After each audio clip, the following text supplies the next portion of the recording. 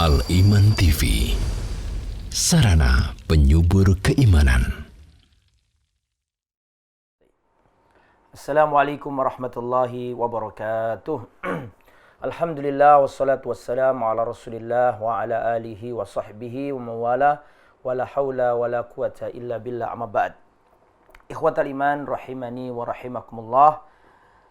Alhamdulillah kita dipertemukan Allah kembali di tempat yang baik dalam rangka menuntut ilmu, dan alhamdulillah saya di studio Al-Iman TV dan Radio Suara Al-Iman, dan juga saya ucapkan terima kasih banyak kepada kru yang bertugas dan teman-teman Facebook saya. Semoga antum semuanya senantiasa dalam lindungan Allah Subhanahu wa taala. Tayyib ikhwatal iman yang dirahmati oleh Allah Subhanahu wa taala. Pada kesempatan yang baik ini kita melanjutkan kajian pembahasan 40 hadis tentang tauhid yang kita ambil hadis-hadisnya dari kitab Al-Arba'in fi Huquq Rabbil Alamin karya Syekh Anis bin Nasir Al-Mus'abi hafizahullah ta'ala. Dan kita telah sampai pada pembahasan hadis yang kelima, Al-Hadis Al-Khamis, hadis yang kelima.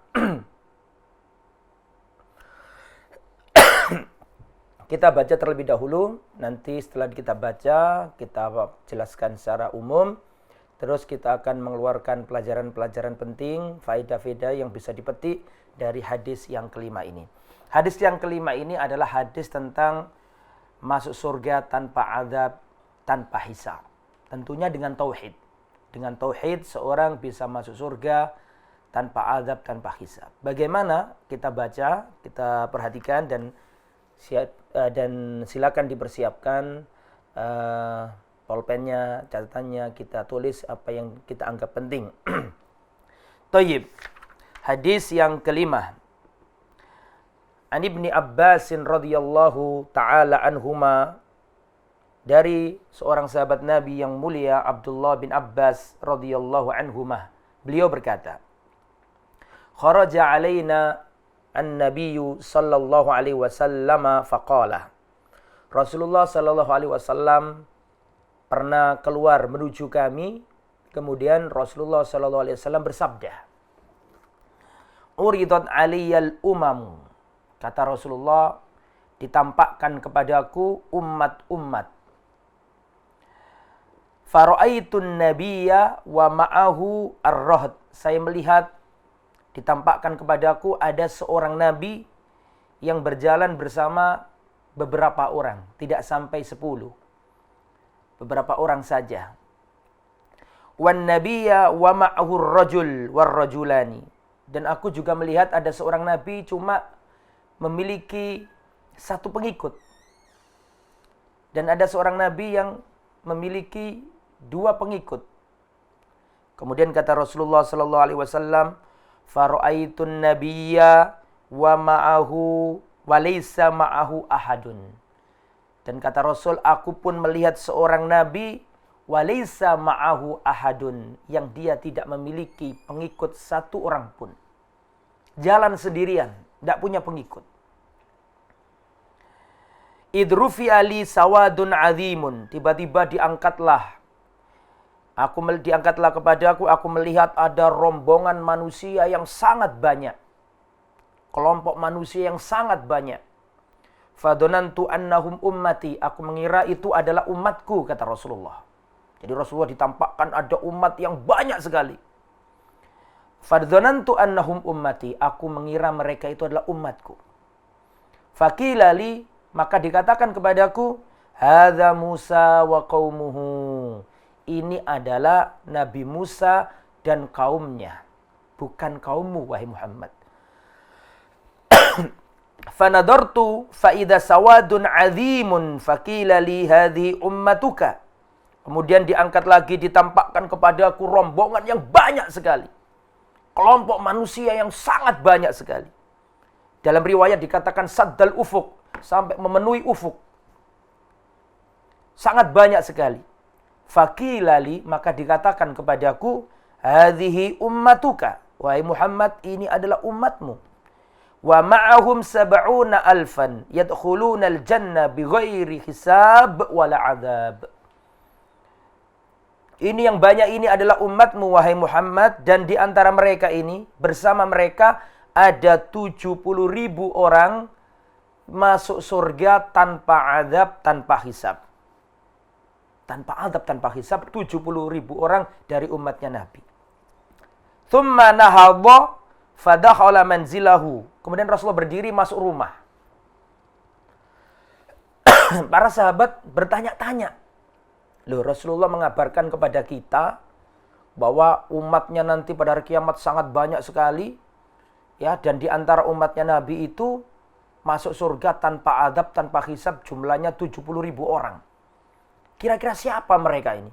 Para sahabat bertanya-tanya satu sama lain. Sebagian mengatakan fala'allahumul ladzina wulidu fil Islam walam yusyriku billahi syai'a. Oh, mungkin mereka itu yang lahir sudah dalam keadaan Islam, tidak pernah melakukan kesyirikan, tidak sempat menjumpai masa jahiliyah, lahir langsung Islam. Mungkin mereka itu yang seperti ini.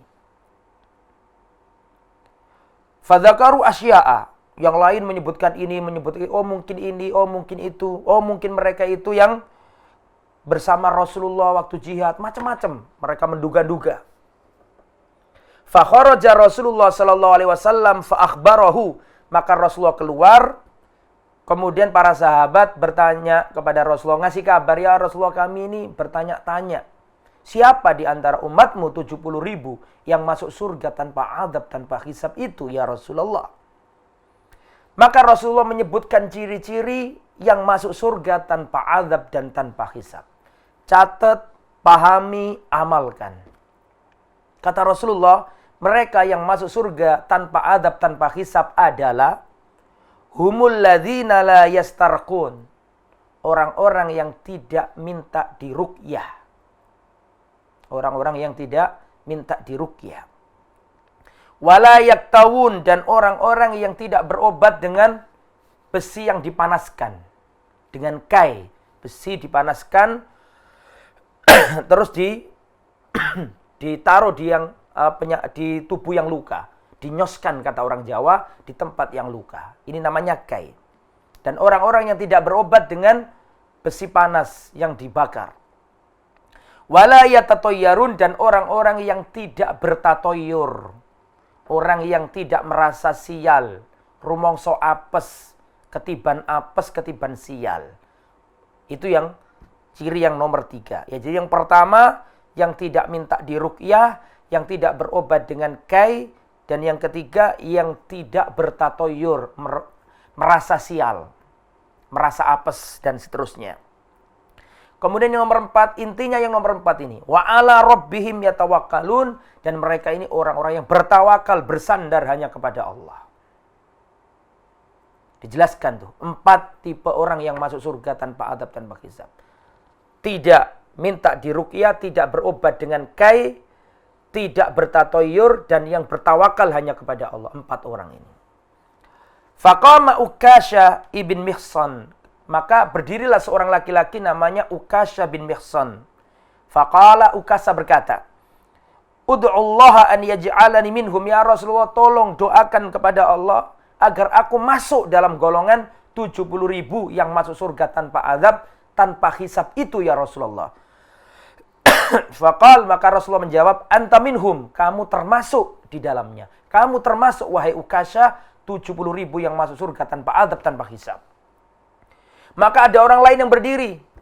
Tsumma qama rajulun akhar, datang laki-laki lain berdiri, ingin juga dan mengatakan, ya Rasulullah, ud'ullaha an yaj'alani minhum, ya Rasulullah, aku juga ya Rasulullah, tolong doakan agar aku masuk 70.000 orang masuk surga tanpa azab, tanpa hisab. Aku juga ya Rasulullah. Faqal, maka Rasulullah mengatakan, Rasulullah sallallahu alaihi wasallam bersabda, sabaqaka biha Ukashah. Kamu sudah kedahuluan Ukashah. Ukashah sudah mendahulumu dalam hal ini. Muttafaqun alaih, hadis sahih muttafaq alaih, rawahu al-Imam Al-Bukhari dan Imam Muslim. Hadis yang agung, hadis yang luar biasa. Terkandung di dalamnya pelajaran-pelajaran penting. ya, disebutkan oleh para ulama pelajaran-pelajaran penting yang terdapat dalam hadis Abdullah bin Abbas ini. Di hadis ini diriwayatkan oleh Abdullah bin Abbas. Abdullah bin Abbas itu sepupunya Rasulullah SAW. Abdullah bin Abbas bin Abdul Muttalib bin Hashim bin Abdi Manaf. Itu adalah Abdullah bin Abbas, sepupu Rasulullah. Yang pernah didoakan Rasulullah, Allahumma faqihu fid din wa 'allimhu ta'wil. Ya Allah, ajarilah bocah kecil ini, ya. Oh, ya Allah, pahamkan bocah kecil ini dalam urusan agamanya dan ajarilah ilmu tafsir. Maka Abdullah bin Abbas menjadi seorang ulama besar nanti. Dan ketika Rasulullah wafat, dia masih anak-anak. Ketika Rasulullah wafat, dia masih bocah. Dan nantinya karena didoakan Nabi, Abdullah bin Abbas menjadi perawi hadis, pentafsir Al-Quran, ulamanya sahabat, hujjahnya Islam pada zaman itu. Itu perawi kita, perawi hadis yang kita pelajari ini. Nah, jadi Abdullah bin Abbas ini meriwayatkan bahwa Rasulullah ini pernah keluar menuju para sahabat. Pada waktu ada banyak sahabat. Kemudian Rasulullah bercerita atau menceritakan hadis. Rasulullah mengatakan, ditampakkan kepadaku umat-umat. Ada seorang nabi yang bersama beberapa orang. Ada seorang nabi yang bersamanya 2 orang. Ada seorang nabi yang mempunyai 1 pengikut. 1 orang saja. Dan kata Nabi, aku melihat ada seorang nabi yang dan aku melihat, kata Rasulullah, seorang nabi yang tidak punya pengikut sama sekali. Tidak ada satupun orang yang mengikutinya. Sendirian jalan. Kemudian kata Rasulullah, tiba-tiba ditampakkan kepadaku rombongan yang banyak. Aku mengira itu umatku, kata Nabi. Ternyata itu umatnya Nabi Musa. Terus didatangkan lagi, ditampakkan yang lebih gede, lebih banyak. Dan dikatakan kepada Rasulullah, wahai Muhammad, ini umatmu. Di antara mereka itu ada 70.000 orang masuk surga tanpa adab, tanpa hisab. Terus Rasulullah pulang. Para sahabat terheran-heran dan bertanya-tanya, siapa 40.000 orang itu? Siapa, mohon maaf, siapa 70.000 orang itu? Ya, keliru ya, bukan 40.000 tapi 70.000. Siapa 70.000 orang yang masuk surga tanpa adab, tanpa hisab itu? Akhirnya Rasulullah balik, para sahabat bertanya-tanya dan dijawab sama Nabi bahwa orang yang masuk surga tanpa adab, tanpa hisab, adab tanpa hisab, tanpa adab tanpa hisab adalah orang-orang yang benar-benar menegakkan tauhid. Yang diperinci 4 hal. Yaitu orang-orang yang tidak minta diruqyah, orang-orang yang tidak berobat dengan kai, dengan besi yang dipanaskan, tidak bertatoyur, merasa sial, dan bertawakal hanya kepada Allah. Intinya tauhid. Kemudian ada seorang sahabat Nabi namanya Ukasha. Ukasha mengatakan, ya Rasulullah, doakan agar aku masuk di dalamnya. Kata Rasulullah, iya kamu masuk. Kemudian ada orang lagi yang bertanya, ya Rasulullah tolong aku masukkan juga. Memohon kepada Nabi. Kata Nabi, kamu sudah kedahuluan Ukasha. Ini adalah hadis yang secara global ya. Nah, sekarang pelajaran-pelajaran yang bisa dipetik dari hadis ini apa saja? Faedah-faedah penting yang bisa diambil dari hadis ini. Yang pertama,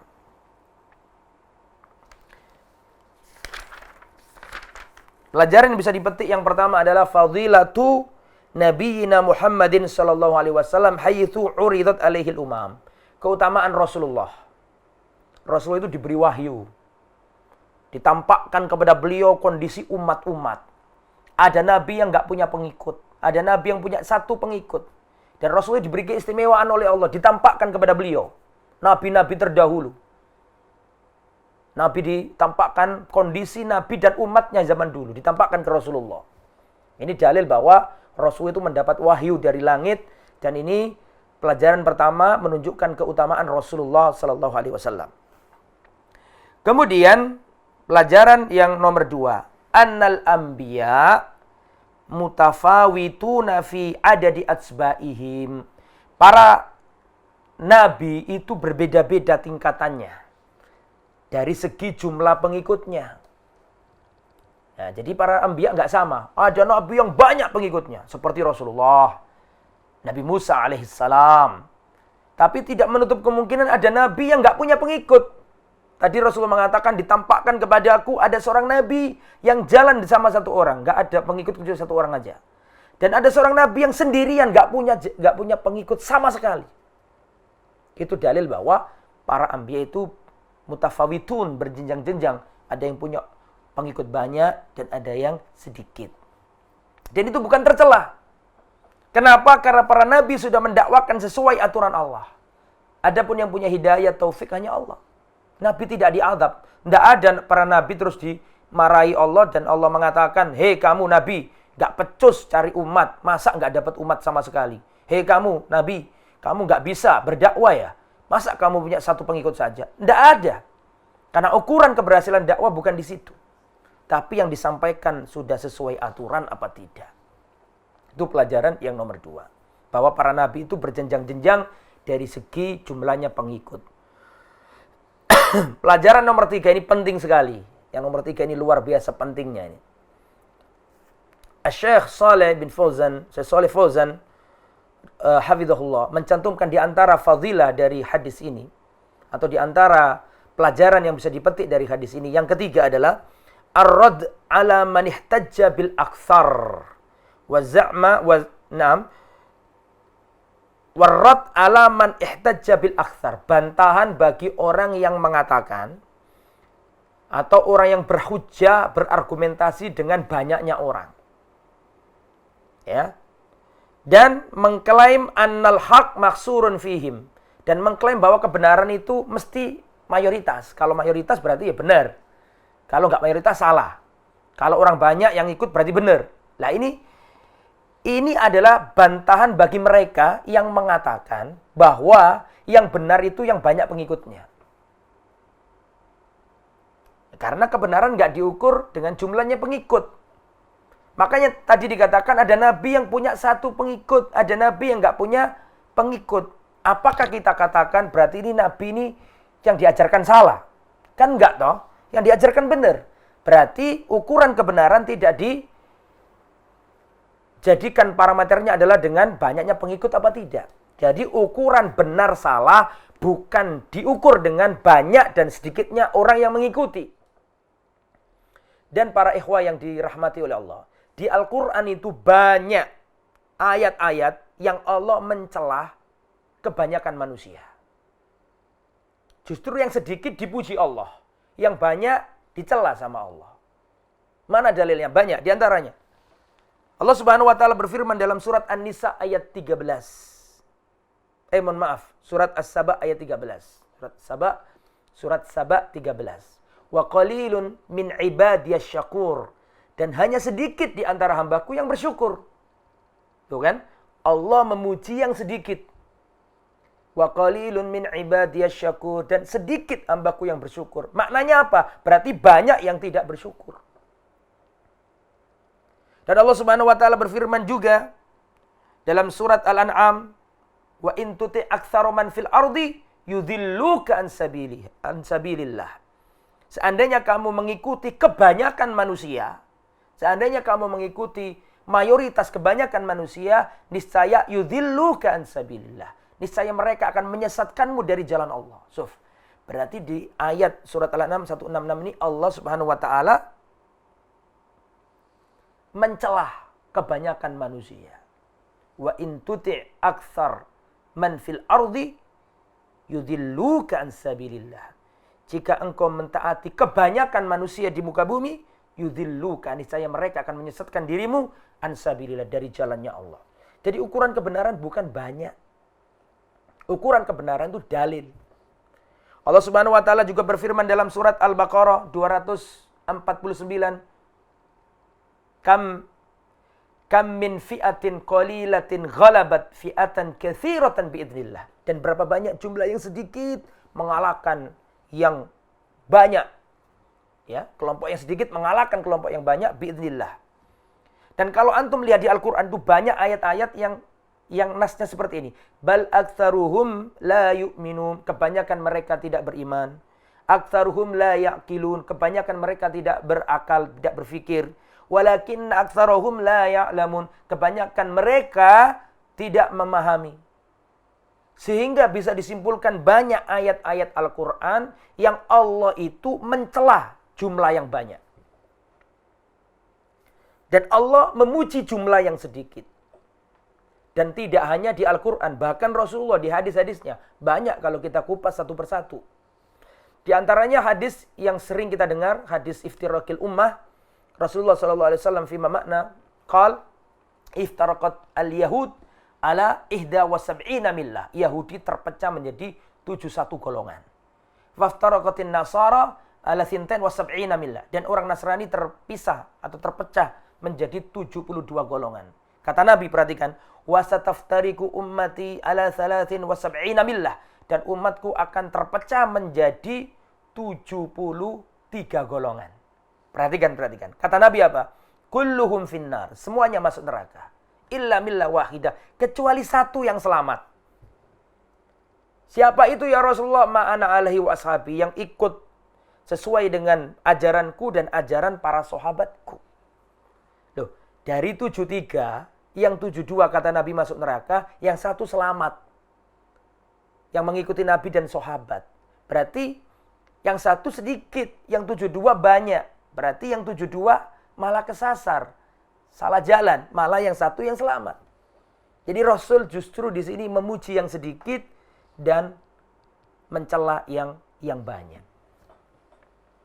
Kemudian, di antara hadis yang lain yang sering kita dengar, Rasulullah SAW bersabda, "Bada al-Islamu ghariban wa sayaudu ghariban kama bada." Islam datang dalam keadaan asing. Dan Islam akan menjadi asing. Fatubalil ghuraba, beruntunglah orang-orang yang asing. Nabi ditanya, siapa orang asing yang beruntung itu?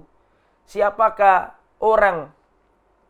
Fatubalil ghuraba, beruntunglah orang-orang yang asing. Kebahagiaan bagi orang-orang asing. Siapa orang yang asing itu? Orang-orang soleh yang baik, yang sedikit di tengah masyarakat orang-orang jahat yang rusak. Itulah orang al-ghuraba. Namanya saja ghuraba, asing. Namanya asing ya sedikit. Nah, itu pelajaran penting nomor 3 ini ya.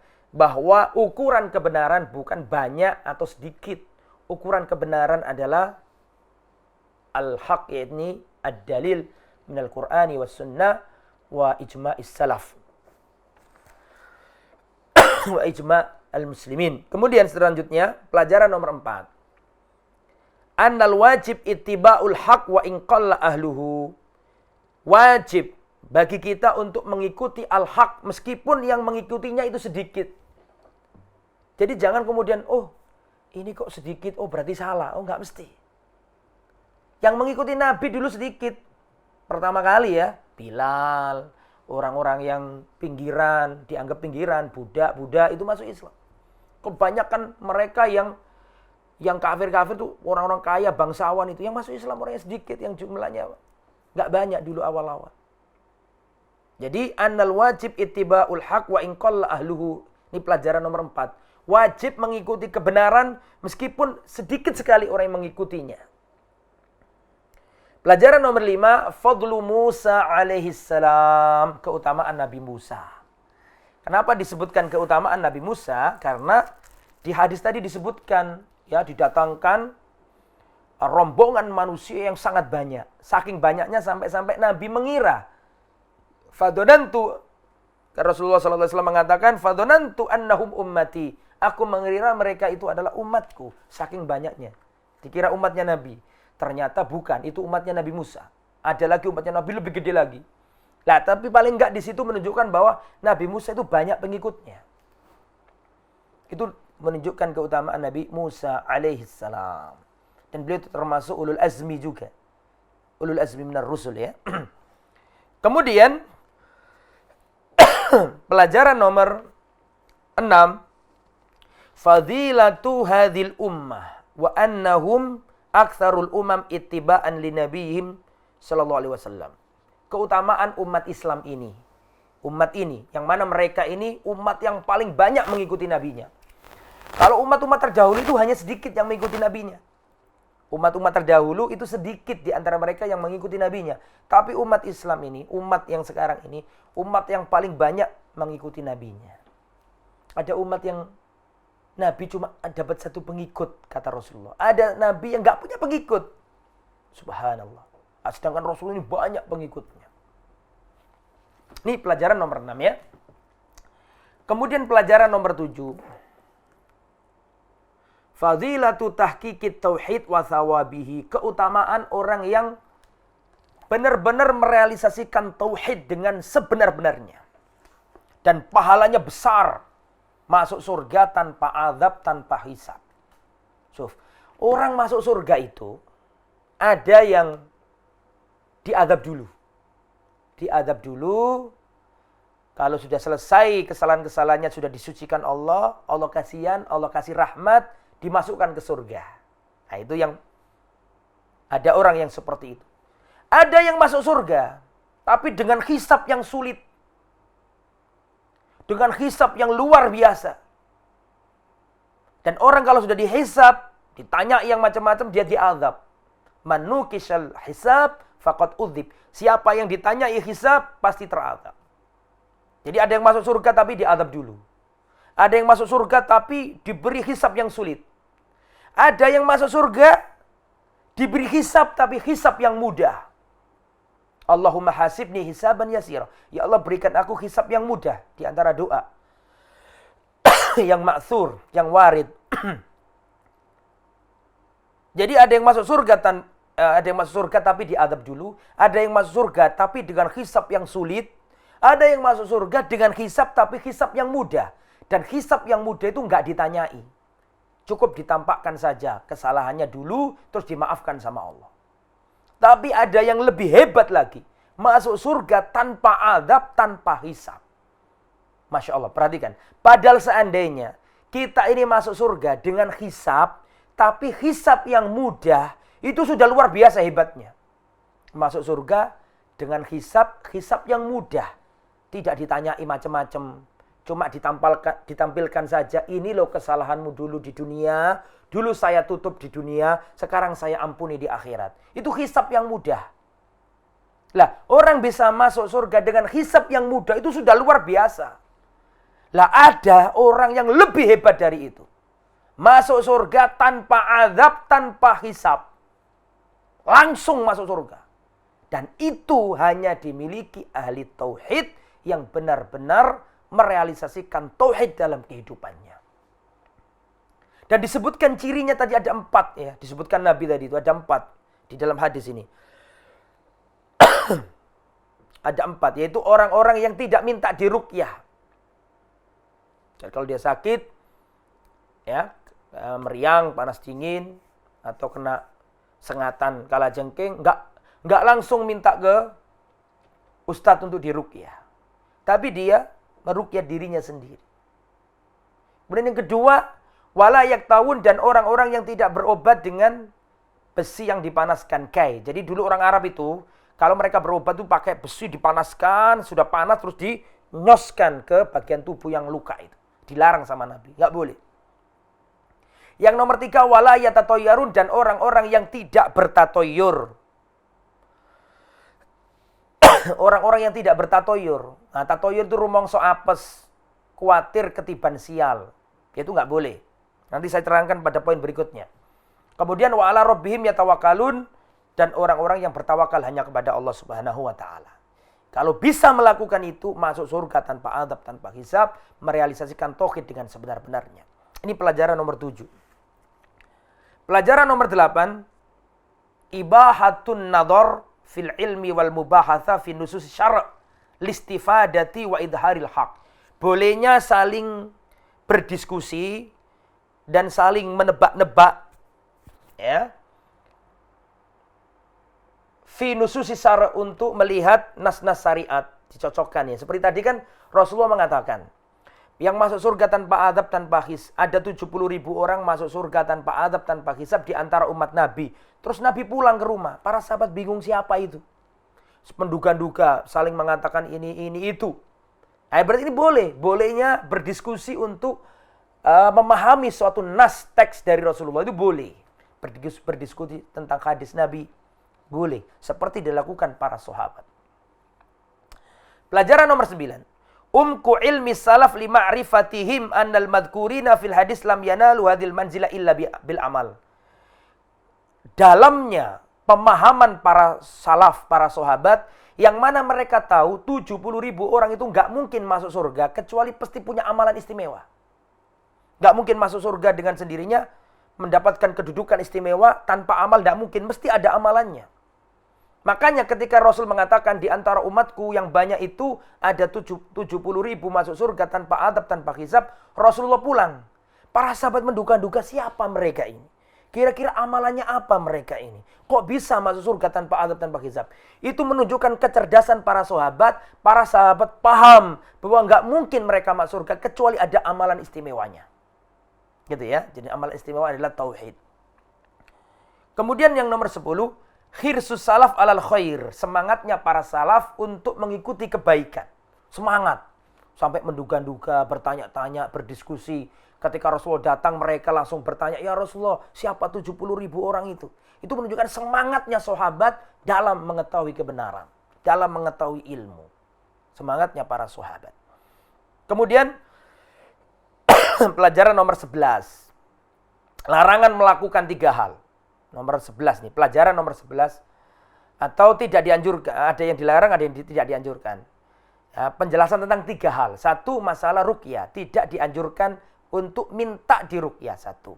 Kedua, larangan dengan berobat dengan kai, dengan besi yang dipanaskan tadi itu loh. Kemudian nomor 3, larangan bertatoyur. Tatoyur itu rumongso apes, khawatir ketiban sial, merasa kena nasib sial, nasib buruk. Ini nggak boleh. Tatoyur itu namanya. Lah, tatoyur itu macam-macam. Bisa tatoyur dengan hari, dengan waktu maksud saya. Seperti orang-orang Arab jahiliyah itu bertatoyur merasa bernasib sial kalau di bulan Safar. Sebagian orang Jawa, terutama di daerah saya, mungkin Surabaya juga, Surabaya, Gresik, Lamongan, Bojonegoro, Tuban, Mojokerto dan sekitarnya itu, Jombang dan sekitarnya, biasanya mereka ini, ya gak semua tapi insya Allah kebanyakan, orang-orang Jawa itu gak mau walimah, gak mau menikahkan putra-putrinya dan gak mau menikah pada bulan Seloh. Bulan apa? Seloh. Seselane Allah. Mereka menganggap ini bulan sial. Kalau ada orang menikah pada bulan Seloh, khawatir nanti ketiban apes, ketiban sial. Khawatir tertimpa nasib buruk, nasib sial. Ini nggak boleh. Kalau di desa saya nggak ada orang nikah pada bulan Seloh itu. Karena diyakini membawa sial. Padahal itu, Seloh itu kan Dzulqa'dah, termasuk Ashhurul Hurum. Bulan yang istimewa di dalam Islam. Itu yang pertama, bertatoyur bisa dengan waktu. Yang kedua, bertatoyur bisa dengan tempat. Bisa. Menganggap ada tempat bisa mendatangkan sial. Kalau beli rumah yang tusuk sate, nah itu istilah ya, rumah tusuk sate, khawatir dia akan khawatir tertimpa sial. Ini berarti bertatoyur dengan tempat. Atau sebagian wilayah mengatakan desa ini nggak boleh menikah sama desa ini. Desa A nggak boleh menikah dengan desa B. Orang yang ada di desa A nggak boleh nikah sama orang yang ada di desa B. Katanya kalau dilanggar akan cerai, anaknya mati, nggak punya anak, sakit-sakitan, dan seterusnya. Ini namanya tatoyur dengan tempat. Nomor 3, tatoyur bisa dengan binatang. Seperti orang Arab jahiliyah, mereka bertatoyur dengan burung hantu. Mereka juga bertatoyur dengan burung surot. Makanya surot nggak boleh dibunuh, karena orang Arab jahiliyah dulu itu bertatoyur, merasa bernasib sial dengan burung surot. Nah, kalau orang Jawa, takut dan khawatir sial kalau melihat burung gagak. Takut dan merasa sial kalau ada burung gagak. Nah, ini termasuk tatoyur, nggak boleh. Kalau ada burung gagak, katanya ada orang mati dan seterusnya. Nah, ini tatoyur, nggak boleh. Ini tatoyur dengan binatang. Ada yang bertatoyur dengan angka-angka. Bertatoyur dengan angka 13. Kalau membuat hotel nggak ada lantai 13. Khawatir kena sial misalnya. Angka-angka. Ini nomor berapa tadi? Nomor seterusnya ya. Nomor 4 mungkin tadi. Selanjutnya, bertatoyur termasuk juga dengan weton. Atau dengan hari meninggal. Misalnya orang tua ngomong sama cucunya, ngomong sama anaknya. Wahai anakku, kamu kalau walimah, mau mendirikan rumah, mulai bisnis, kalau panen jangan pada Selasa Pon misalnya. Jangan pada kemis kliwon misalnya. Kenapa mbah? Kata mereka, ini dulu hari ngeblaknya mbahmu. Geblaknya mbahmu itu maksudnya mbahmu mati biyen dulu pada hari ini. Nah ini namanya tatoyur dengan hari kematian. Dengan waktu ya, ini masuk ke yang pertama tadi, dengan waktu. Ini nggak boleh. Bertatoyur dengan binatang. Seperti kalau istrinya hamil, nggak boleh membunuh tikus. Karena kalau istrinya hamil, kok suaminya bunuh tikus, khawatir nanti anaknya jadi tikus. Misalnya ya. Atau khawatir anaknya ada ekornya. Wah itu adalah tatoyur, nggak boleh diyakini. Saya membuktikan, istri saya hamil. Waktu saya di Jakarta dulu. Istri saya hamil. Tiba-tiba ada tikus. Nggak tahu, yang namanya tikus kan biasanya kan lari cepat, nggak mau ketahuan kita. Nggak tahu ini ada tikus seakan-akan menggoda iman. Ingin untuk dipukul. Dan memang saya ingat hadisnya Nabi. Khamsu fawasik yuktalna fil hilli wal haram. Ada 5 hewan fasik yang boleh dibunuh meskipun di tanah haram. Yang harus dibunuh meskipun di tanah haram. Di antaranya adalah al-fa'rah, tikus. Maka saya lebih yakin dengan hadisnya Nabi daripada klenik-klenik Jawa itu. Katanya orang kalau istrinya hamil nggak boleh bunuh tikus, nggak boleh bunuh ular dan seterusnya. Waktu istri saya hamil, saya lihat ada tikus, gede tikusnya. Maka saya langsung ambil, saya lupa kayu apa batu, saya pukul mati. Dan alhamdulillah lahiran lancar, nggak ada masalah. Jadi nggak boleh ya klenik-klenik, tatoyur, merasa sial dan seterusnya. Itu pelajaran nomor 11. Sekarang pelajaran nomor 12, tolabud doa minal fadil fi hayatihi. Bolehnya meminta doa kepada orang soleh. Seperti Ukasa minta didoakan Nabi, boleh, tidak apa-apa. Sekedar minta doa, nggak apa-apa. Nomor 13, fadlu Ukasha bin Mihsan. Keutamaan Ukasha. Ukasha ketika Rasulullah menjelaskan ada 70.000 orang masuk surga tanpa azab, tanpa hisab. Maka Ukasha mengatakan, ya Rasulullah, doakan ya Rasulullah agar aku masuk 70.000 yang masuk surga tanpa adab, tanpa hisab. Kata Rasulullah, anta minhum, kamu masuk dalam rombongan itu, wahai Ukasha. Ini menunjukkan keutamaan Ukasha. Ya. Kemudian, dan memang kenyataannya Ukasha ini nanti luar biasa orangnya. Beliau ini termasuk man syahida badran. Termasuk orang yang mengikuti perang Badar, dan orang yang ikut perang Badar dijamin masuk surga. Apapun dosanya, selama enggak syirik diampuni Allah.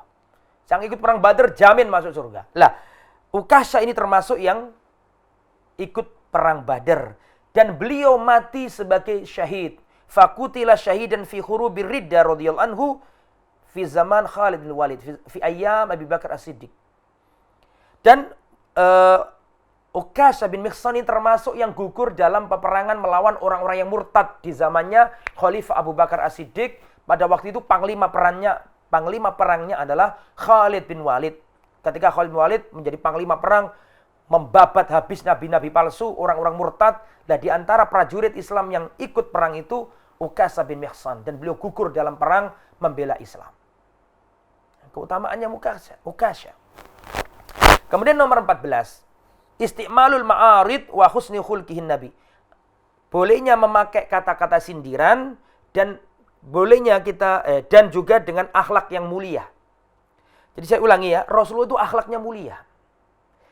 Dilihat dari mana? Coba antum perhatikan hadis tadi. Ada seorang laki-laki setelah Ukasha angkat tangan atau minta ke Nabi, ya Rasulullah, tolong aku juga doakan seperti Ukasha agar aku masuk 70.000 orang masuk surga tanpa adab, tanpa hisab.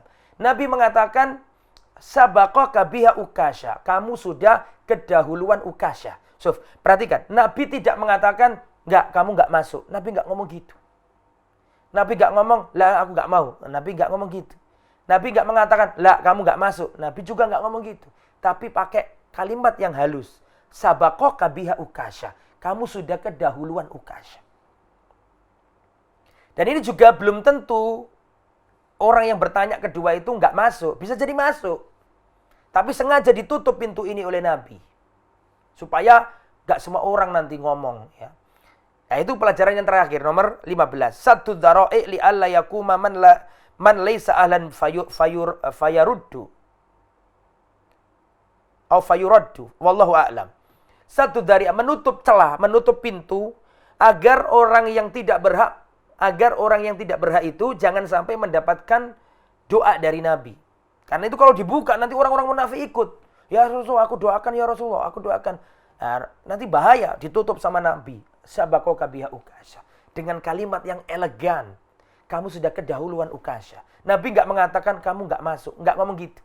Tapi dengan bahasa yang bagus. Sabaqaka biha Ukasha. Kamu sudah kedahuluan Ukasha. Ini menunjukkan akhlaknya Rasulullah sallallahu alaihi wasallam. Ikhwatal iman yang dirahmati oleh Allah Subhanahu wa taala, itu hadis yang ke berapa tadi? Kelima ya, dari Al-Arba'in fi Huquq Rabbil Alamin, 40 hadis tentang tauhid. Dengan 15 faedah dan pelajaran penting yang sudah kita sebutkan tadi. Semoga apa yang disampaikan tadi bermanfaat. Subhanakallahumma bihamdika asyhadu an la ilaha illa anta astaghfiruka wa atubu ilaik. Wassallallahu ala nabiyyina Muhammad wa ala alihi washabbihi ajma'in. Walhamdulillahi rabbil alamin. Wassalamualaikum warahmatullahi wabarakatuh.